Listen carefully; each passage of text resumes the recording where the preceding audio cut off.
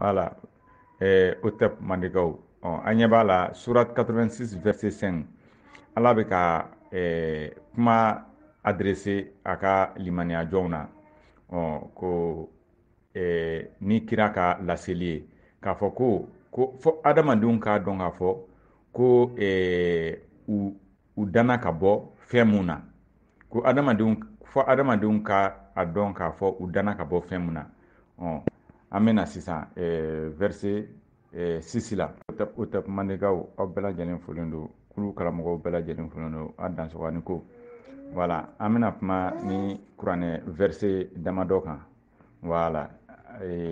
sanfɛta ninnu na an ɲɛ b'a la kuranɛ verset surati 86 verset 5 surat 86 verset 6 surat 86 verset 7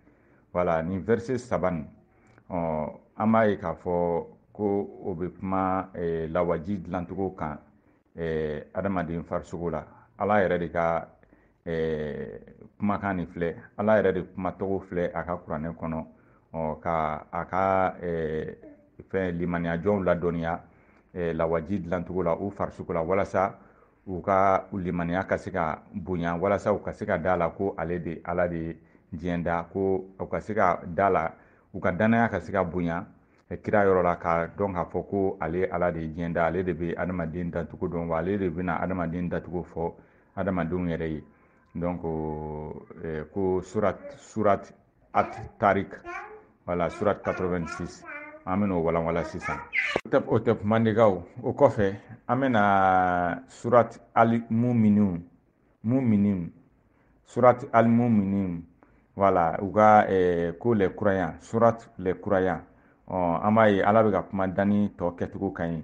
wolonugu kɔnɔna na a ko o verset 13 la haya 13 haya 13 k'olu alaw ye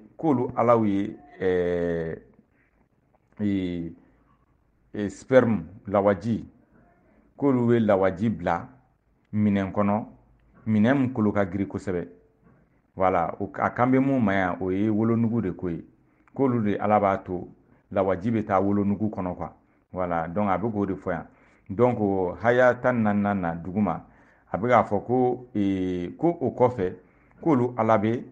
o lawaji nin ko k'o kɛ fɛn min bɛ nɔrɔ c'est à dire a bɛ fɛ k'a fɔ yan fɛn min bɛ lawaji bɛ nɔrɔ lawaji guti kelen o bɛ nɔrɔ wolonugu la ko o yɔrɔ min o guti o lawaji min bɛ nɔrɔ wolonugu la ko ale bɛ o transformer o bayɛlɛma k'o kɛ denkisɛ ye donc ko o denkisɛ nin na ale bɛ kolo bɔ o la ko ka sɔrɔ ka bu da o kolo ninnu kan ko wa k'o ye danni kura kelen ye ale ala fɛ kabako don a ye nin lamɛn dɛ donc yan'an ka don a ka fɛn fɔlen tɔw la donc lawaji dilanni an bɛ sinsin o kan kosɛbɛ donc an y'a ye k'a fɔ ni mahamadu ye nkalontigɛ minnu fɔ k'a da ala la k'a sɔrɔ a dɔnni foyi tun t'a la k'a yɛrɛ ka bisiginaw fɔ n'a ko ala de y'o fɔ ni ala y'o fɔ tiɲɛ yɛrɛ la ni u ko ale tɛ namaratɔ ye ko a y'u ye de ko ala y'u yira a la o kɔrɔ ye ala de t'a ka danni dɔn donc ala de ye nkalon tigɛ wa ala t'a ka danni kɛcogo dɔn bon kodɔn jamana kan cɛ o cɛ e b'i nɛn don a kɔrɔ k'a fɔ ko nin kumakan nin kɔrɔ k'a fɔ ko lawaji k'an bɛ dilan lawaji min na k'o bɛ bɔ c'est-à-dire adamaden solo mɔgɔ solo ni a galakakolo ni ɲɔgɔn cɛ n'i y'o fɔ kodɔn jamana kan e tɛ bila minɛn foyi kɔnɔ ni fatɔw ka minɛn tɛ hali n'i ye kuma ɲɛnama fɔ mɔgɔw cɛ a b'a fɔ ko fa de b'i la mais i ka fa bɛ wuli kuma dɔ a bɛ mada kodɔn jamana kan ni anw ka jamana lafulen ninnu tɛ ni c'est à dire kɔnɔnafili kɛlen tɛ k'anw ka jamana ninnu ta tiɲɛ ka t'u biri diinɛ dɔw kan manamanakan dɔw kan k'olu minɛ k'u ban ka diɲɛ ko tɔw ɲini k'u dɔn k'u ban ka tiɲɛw ɲini k'u dɔn k'u ban k'u yɛrɛ kalan n'o o tɛ n'i ye nin fɔ kodɔn jamana kan hali denmisɛnnin san 7 ɲɛna a bɛ wuli a bɛ boli a b'a fɔ ko a bɛ taa fɔ a bangebagaw ye ko fatɔ dɔ tun bɛ ka kuma ale fɛ bi kare kɔnɔ voilà ni kodɔn jamana tɛ an balima minnu b'u sigi k'a fɔ k'olu ye dɔkitɛriw ye k'olu ye karamɔgɔbaw ye k'u sigi ka nin kumakan ninnu fɔ c'est à dire n'i ye nin kumakan ninnu mɛn u da maloya bɛ kɛ komi a k'i faga a bɛ kɛ komi k'i bolo biri u da la f'i bɛ maloya i yɛrɛ ma ni nin y'a sɔrɔ jamana wɛrɛ kodɔn jamana wɛrɛ mɔgɔ dɔ sigilen bɛ kɛrɛfɛ o tulo bɛ e balima dɔ de aw ka jamanaden dɔ de kumakan na ko k'ale karamɔgɔ k'ale dɔnnibaga dɔ ye k'o de bɛ ka ninnu kumakan ninnu fɔ ko wa ko tiɲɛ wɛrɛ t'o kɔfɛ ko wa k'o ye ala dɔ kumakan ye c'est à dire maloya bɛ i faga quoi hali ni dunan t'i kɛrɛfɛ ka nin lamɛn e yɛrɛ kelen sigilen ka nin lamɛn i bɛ maloya i yɛrɛ ma k'a fɔ ko e balima dɔw de bɛ ka nin fɔ e fa dɔw de sigilen bɛ ka nin fɔ ka tila k'u yɛrɛ bila kodɔn minɛn kɔnɔ ko dɔnni minɛn kɔnɔ donc an bɛ mun faamu nin yɔrɔ la dɔrɔn parce que madu ka musoko kun ka bon o ma dogo mɔgɔ si la o bɛ kuranɛ yɛrɛ fan bɛɛ b'o sɛbɛntiya hadisaw bɛɛ b'o sɛbɛntiya madu ka musoko kun ka bon a dawulu jumɛn yɛrɛ o exemple ye jumɛn ye o preuve dɔ ye jumɛn ye madu ko ale ala kuma n'ale fɛ ko masa min tilelen don masa min dafalen don masa min tɛ nkalon tigɛ masa min jɛlen don k'o o ye ala ye k'o bɛ kuma ale de fɛ ko wa ko tilennenya b'o la ka tɛmɛ fɛn bɛɛ kan ko mɔgɔw kana muso furu ka tɛmɛ 4 kan k'i mana muso furu cogo o k'i kana tɛmɛ 4 kan mais ale yɛrɛ ye dan sago ka taa fɔ 11 ka tila ka jɔ muso caman ka kafoɲɔgɔnya kɛ n'olu ye ko i bɛ se ka da n'olu ye ko furuko t'o la wagati min ka di i ye donc an b'a ye k'a fɔ ale ka musoko kun ka bon o de la à chaque fois ale bɛ musoko kɛ kolotuguda ninnu bɛ sɛgɛn ani a kɔ bɛ ja wala mɔgɔ min bɛ musoko i b'a ye o bɛ kɛ bɛɛ la o tɛ ale dɔrɔn ye diɲɛ mɔgɔ bɛɛ b'o jateminɛ hali mɔgɔ min tɛ diɲɛ ko foyi wɛrɛ kalama burusi kɔnɔ n'i taara o ɲininka sisan ko musoko bɛ mun de tɔɔrɔ da mɔgɔ a b'a ko a bɛ mɔgɔ kɔ ja i kolotuguda ninnu bɛɛ bɛ faga wala madu y'a jateminɛ k'a fɔ ko ale ka musokoba nin kɔnɔ a kɔ jali min bɛ kɛ a n'a kolotuguda ninnu bɛ faga a yɛrɛ kan a y'a jateminɛ ka a kɛ ko a bisigiya k'a kɛ ko lawaji min bɛ bɔ ale la k'i b'a sɔrɔ o bɛ bɔ kolotuguda ni kɔkolo ninnu de la ani solo la quoi donc an b'a ye k'a fɔ a ye a hakilina de fɔ a ye spéculation de kɛ parce que dɔnni foyi tun t'a la a ye nin mun fɔ an dun b'a dɔn k'a fɔ nin bɛ kɛ cɛ kelen kelenna bɛɛ la donc ni nin fɔra cɛw ye cɛw na se ka miiri ka ko ko tiɲɛ na a ka kuma nin ye tiɲɛ ye tiɲɛ na ni ala bɛ kuma sinon n'a ni ala tun tɛ kuma a filɛ ka nin fɛn min sɛbɛntiya sisan nin ye tiɲɛ na a tun tɛ se ka nin sɛbɛntiya parce que an yɛrɛ fɛn fɛn mana musoko kɛ an yɛrɛ b'a jateminɛ k'a fɔ an kolotugudaw n'an kɔw bɛ ja donc ni madu nana fɔ ko ala de y'a fɔ a ye ko lawaji bɛ dilan solo ni kolotugudaw la donc olu bɛ sin k'a ye dɔrɔn non nin kuma nin nkalon fosi tɛ nin na aw folen don mandenkaw n bɛna duguma surati nin na verset nin na sisan donc n'i ye nin verset jateminɛ surat at-tarik la surat at-tarik donc surat 86 nin verset 3 5 ni 6 ni 7 an b'a ye k'a fɔ ko ala yɛrɛ t'a ka danni kɛcogo dɔn donc faamuya jumɛn bɛ sɔrɔ o de kɔnɔ an b'a ye k'a fɔ c'est à dire kɛlɛmasakɛ mun ni o kun sigilen bɛ namara ni fanga kan ka mɔgɔw mara hakili jɔnya ni fangafin kɔnɔ ko k'o nkalon da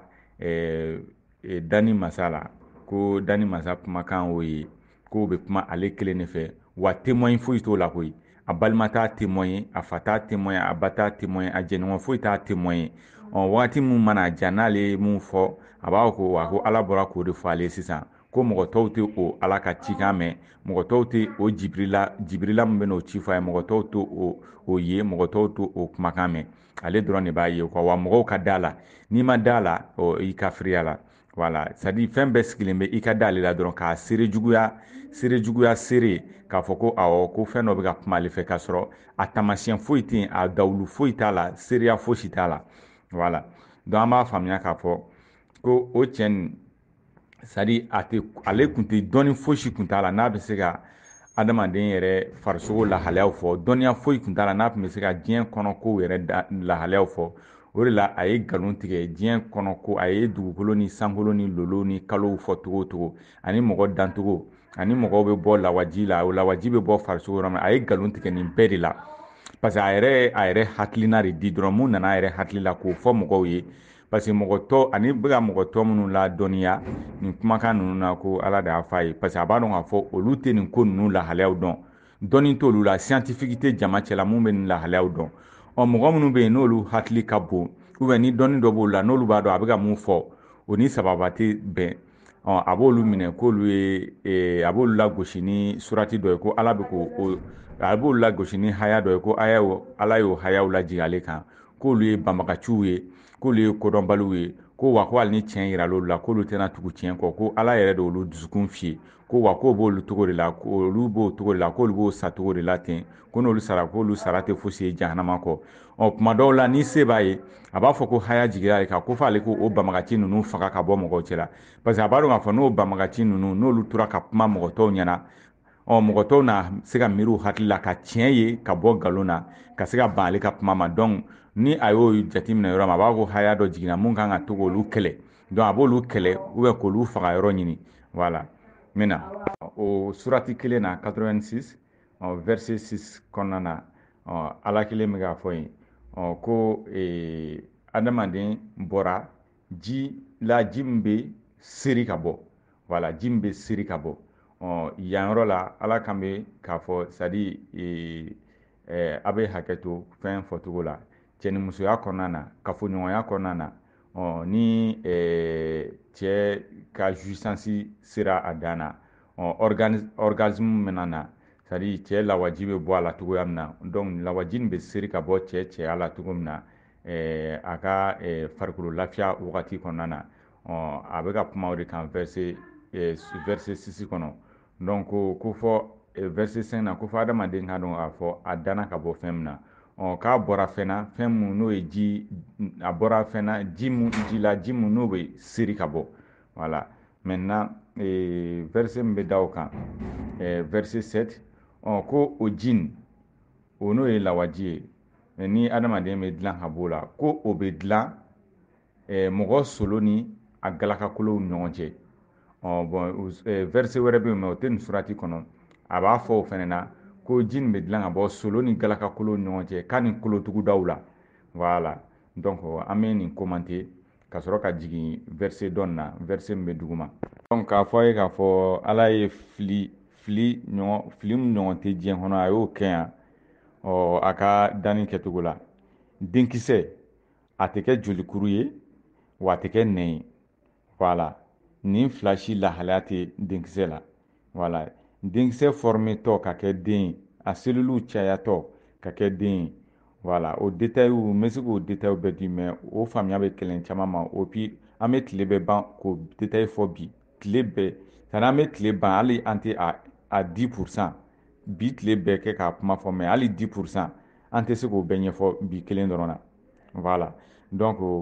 denkisɛ forme tɔ ka kɛ den a multiplier tɔ ka kɛ bonyatɔ ka kɛ den jolisiraw bɛna former cellule dɔw fɛ denkisɛ kɔnɔna na mais denkisɛ tɛ kɛ jolikuru ye fiyewu jamais n'i yɛrɛ ye nɛn fɔ nɛn ye tiɲɛni de n'i ko ko nɛn dɔrɔn o kɔrɔ ye nɛn yɛrɛ hali nɛn misikara jarati o tɛ se ka ye wolonugu kɔnɔ sinon o kɔnɔ tɛ laban tuguni o kɔnɔ tiɲɛnen o ye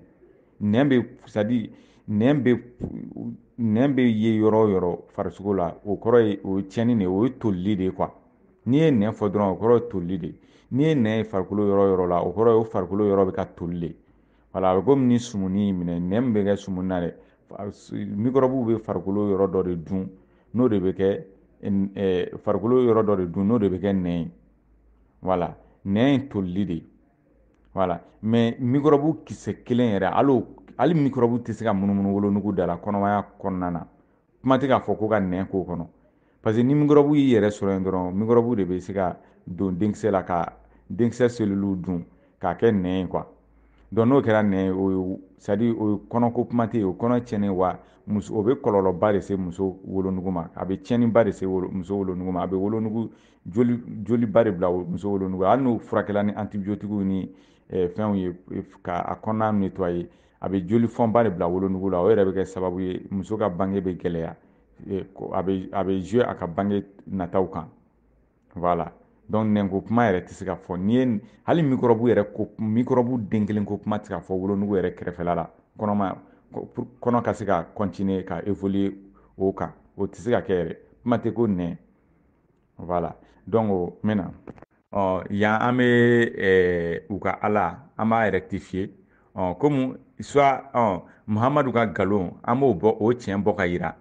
ni mɔgɔ ma da la ko muhamadu fana bɛ nkalon tigɛ an b'a yira i la k'a fɔ ko i ka ala tɛ a ka danni kɛcogo dɔn voilà lawaji bɛ dilan mɔgɔ kɔtili de la voilà kɔtili fila min bɛ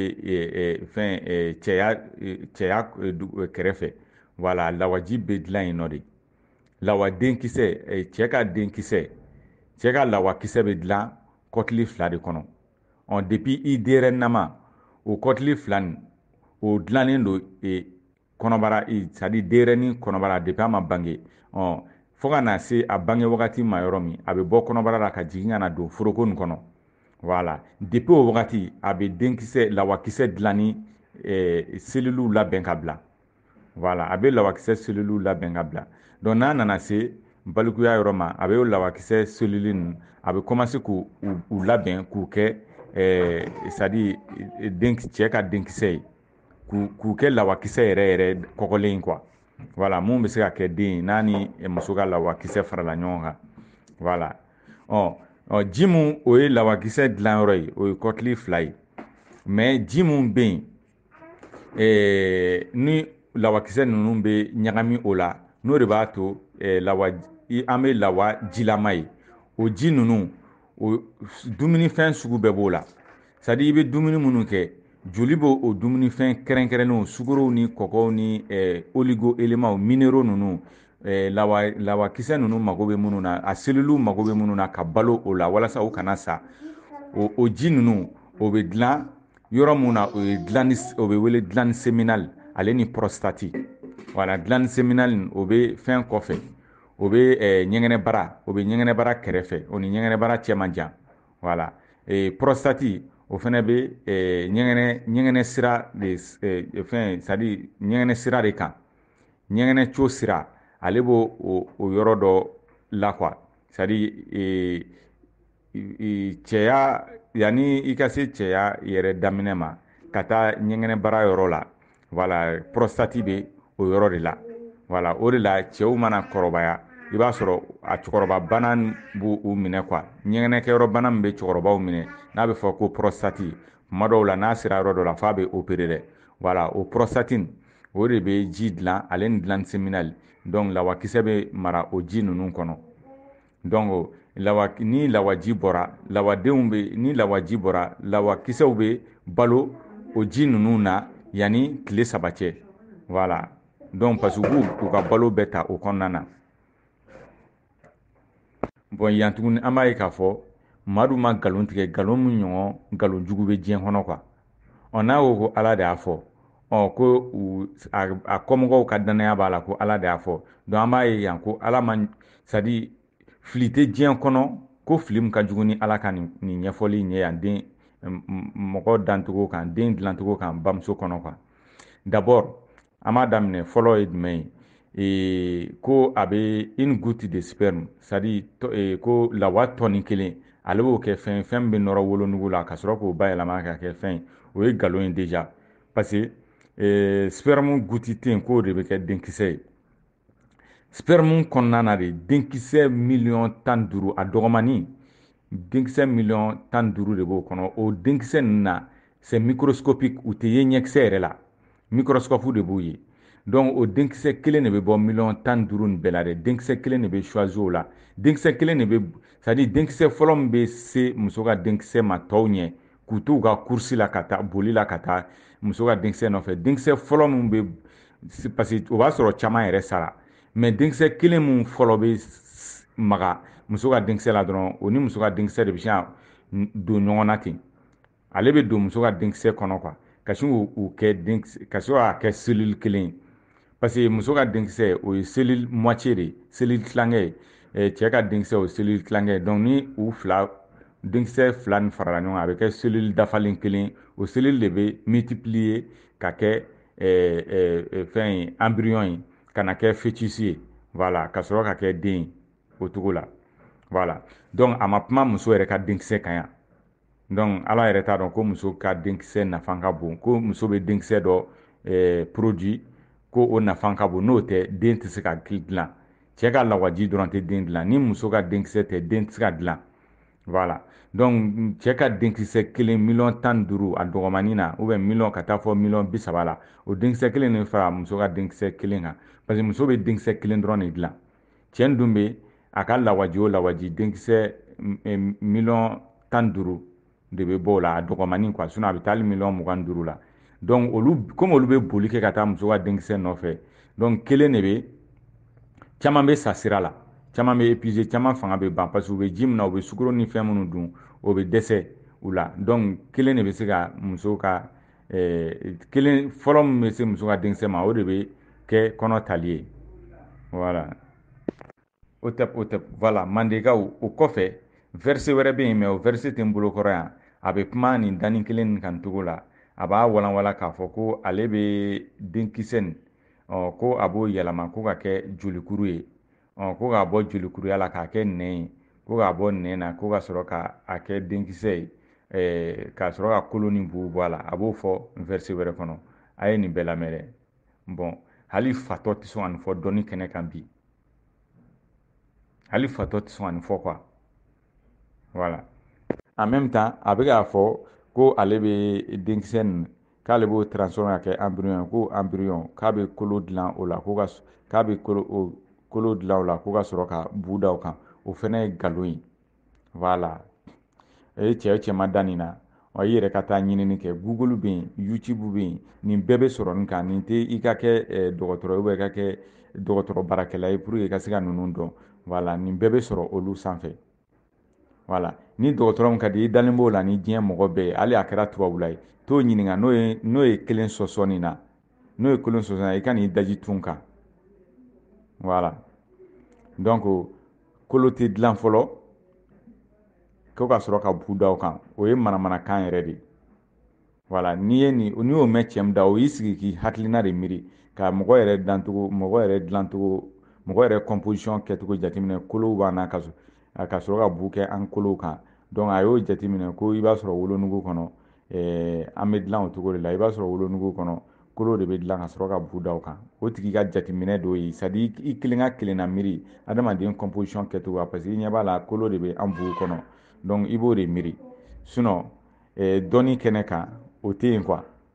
au contraire misiliw de bɛ commencer ka former denkisɛ la comme ça misiliw bɛ formeli daminɛ kolo yɛrɛ ɲɛ voilà donc misiliw bɛ formeli daminɛ selule minnu bɛna kɛ kolo ye olu de bɛ bayɛlɛma commencer ka bayɛlɛma ka kɛ kolomɛrɛni ye misiliw kɔnɔna na sisan o kolomɛrɛni ninnu de bɛ sɔrɔ ka c'est à dire bange kalo 7 ka na kalo 9 yɔrɔ nin na o kolomɛrɛni ninnu bɛ commencer ka former ka kɛ kolo ye dɔɔni dɔɔni sinon den yɛrɛ bɛ bange k'a sɔrɔ hali a kolo 60% o ma dilan fɔlɔ voilà kolo 60% ka taa 50% 50% quoi ka taa 60% olu bɛ dilan den bangelen kɔfɛ de a bɛ wolo k'a sɔrɔ kolo majeure partie bɛɛ ye a tilan bɛɛ ye kolomɛrɛniw de ye fɔlɔ voilà m'aw bila yan fɔlɔ mandekaw a dansɔgɔni ko donc c'est pour cela ni cɛ min hali ni testicule kɔtili kelen cira ou bien ka o bɔ i la ou bien bana dɔw sɔrɔ i opéré la ka testicule kelen bɔ i la ou bien ka kelen ci i bɛ se ka den sɔrɔ hali bi voilà parce que testicule kɔtili dɔ nin tɔ kelen dɔ nin o bɛ continuer ka denkisɛ dilan mais seulement i ka den sɔrɔ chance bɛ dɔgɔya dɔɔni parce que lawaji fɛn fɛn bɛ bɔ lawaji i ka c'est à dire lawaji kafoɲɔgɔnya lawaji hakɛya min bɛ bɔ n'o ye mililitiri 3 ka taa mililitiri 5 la o ji min bɛ bɔ kafoɲɔgɔnya kelen na lawakisɛ miliyɔn 15 miliyɔn 15 bɛ miliyɔn 15 bɛ sɔrɔ o ji nin na voilà donc ni kɔtili kelen tiɲɛna sisan donc i b'a sɔrɔ lawaji min bɛ bɔ kafoɲɔgɔnya la miliyɔn 15 tɛ se ka sɔrɔ a kɔnɔ tuguni donc a bɛ se ka segin ka na a bɛ se ka jigin ka na fɔ miliyɔn 10 ou bien fɔ miliyɔn 7 ninnu na donc n'o dun kɛra à chaque fois ni lawakisɛ nombre bɛ ka dɔgɔya a bɛ i ka den sɔrɔ chance dɔgɔya dɔɔni voilà mais o kɔrɔ tɛ k'i tɛ se ka den sɔrɔ voilà mɔgɔ min ta dafalen don o ka den sɔrɔ ka teli ni e ta ye parce que lawakisɛ ninnu n'u sera muso kɔnɔ yan'u ka muso ka denkisɛ lasɔrɔ komi o bɛ fɔ denwolonugu co min bɛ sanfɛ parce que kɔtili fana bɛ muso la mais ale ta bɛ kɔnɔna na ale ka lawakisɛ bɛ na conin dɔ de fɛ ka na denwolonugu kɔnɔ donc ani cɛ ka lawakisɛw bɛ taa ɲɔgɔn kunbɛn de o conin nin kɔnɔ ka sɔrɔ ka na jigin ka na da denwolonugu kɔnɔ yan'olu ka yen lasɔrɔ u bɛ boli min kɛ ka taa u bɛ course de concurrence de kɛ ka taa caman bɛ sa sira la caman bɛ épuisé olu bɛ sa sira la donc u bɛ se muso ka denkisɛ ma yɔrɔ o b'a sɔrɔ c'est à dire 15 millions na a dɔgɔyara tuma dɔ i bɛ taa sɔrɔ a tɔ ye 1 million dɔrɔn de voilà donc mɔgɔ min ta nombre man ca donc i b'a sɔrɔ u ka boli kɔnɔna na mun bɛ sa o ka ca kojugu i b'a sɔrɔ yan'u ka se muso ka denkisɛ ma o tigi ta a tɔ tɛ to ba tan a tɔ tɛ tɛmɛ ba tan ɲɔgɔnna kan o ba tan n'olu dun fɛnɛ ma se ka muso ka denkisɛ lasɔrɔ dɔrɔn donc o den tɛ sɔrɔ o kalo kɔnɔ donc fɔ muso ka règle wɛrɛ kalo wɛrɛ min bɛ nalen muso ka règle wɛrɛ cycle kɔnɔna na donc o chance bɛ dayɛlɛ o la donc n tɛna don o bɛɛ détail kɔnɔ parce que o faamuyali bɛ gɛlɛya mɔgɔ caman ma voilà o tɛ mandekaw an ɲɛ b'a la surat 86 verset 5 ala bɛ ka kuma adressé a ka limaniya jɔnw na ko ni kira ka laseli ye k'a fɔ ko fɔ adamadenw k'a dɔn k'a fɔ ko u danna ka bɔ fɛn mun na ko fɔ adamadenw ka a dɔn k'a fɔ u danna ka bɔ fɛn mun na an bɛna sisan verset 6 la o tɛ mandekaw aw bɛɛ lajɛlen folen don kulu karamɔgɔw bɛɛ lajɛlen folen don a dansɔgɔni ko voilà an bɛna kuma ni kuranɛ verset damadɔ kan voilà sanfɛta ninnu na an ɲɛ b'a la kuranɛ verset surati 86 verset 5 surat 86 verset 6 surat 86 verset 7 voilà ni verset saba nin an b'a ye k'a fɔ ko o bɛ kuma lawaji dilancogo kan adamaden farisogo la ala yɛrɛ de ka kumakan nin filɛ ala yɛrɛ de kumatɔgɔ filɛ a ka kuranɛ kɔnɔ ka a ka fɛn limaniyajɔnw ladɔnniya lawaji dilancogo la u farisogo la walasa u ka limaniya ka se ka bonya walasa u ka se ka da la ko ale de ala de diɲɛ da ko u ka se ka da la u ka dannaya ka se ka bonya kira yɔrɔ la ka dɔn k'a fɔ ko ale ala de ye diɲɛ da ale de bɛ adamaden dancogo dɔn wa ale de bɛna adamaden dancogo fɔ adamadenw yɛrɛ ye donc ko surat at-tarik voilà surat 86 an bɛna o walanwalan sisan o tɛ mandekaw o kɔfɛ an bɛna surat al-muminun surat al-muminun voilà u ka ko les croyants surat les croyants an b'a ye ala bɛ ka kuma danni tɔ kɛcogo kan ye wolonugu kɔnɔna na a ko o verset 13 la haya 13 haya 13 k'olu alaw ye sperme lawaji k'olu ye lawaji bila minɛn kɔnɔ minɛn min kolo ka girin kosɛbɛ voilà a kan bɛ mun ma yan o ye wolonugu de ko ye k'olu de ala b'a to lawaji bɛ taa wolonugu kɔnɔ quoi voilà donc a bɛ k'o de fɔ yan donc haya 14 na duguma a bɛ k'a fɔ ko o kɔfɛ k'olu ala bɛ o lawaji nin ko k'o kɛ fɛn min bɛ nɔrɔ c'est à dire a bɛ fɛ k'a fɔ yan fɛn min bɛ lawaji bɛ nɔrɔ lawaji guti kelen o bɛ nɔrɔ wolonugu la ko o yɔrɔ min o guti o lawaji min bɛ nɔrɔ wolonugu la ko ale bɛ o transformer o bayɛlɛma k'o kɛ denkisɛ ye donc ko o denkisɛ nin na ale bɛ kolo bɔ o la ko ka sɔrɔ ka bu da o kolo ninnu kan ko wa k'o ye danni kura kɛlen ye ale ala fɛ kabako don a ye nin lamɛn dɛ